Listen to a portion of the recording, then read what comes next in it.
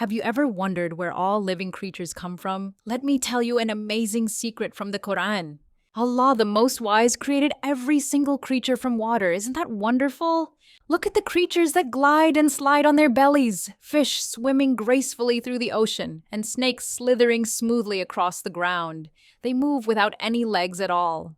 Now watch the beautiful birds. They hop and walk on two legs, just like you and me. See how they chirp and flutter their wings? And here come the amazing animals that walk on four legs. Playful cats, gentle elephants, and galloping horses. Each one is special and unique.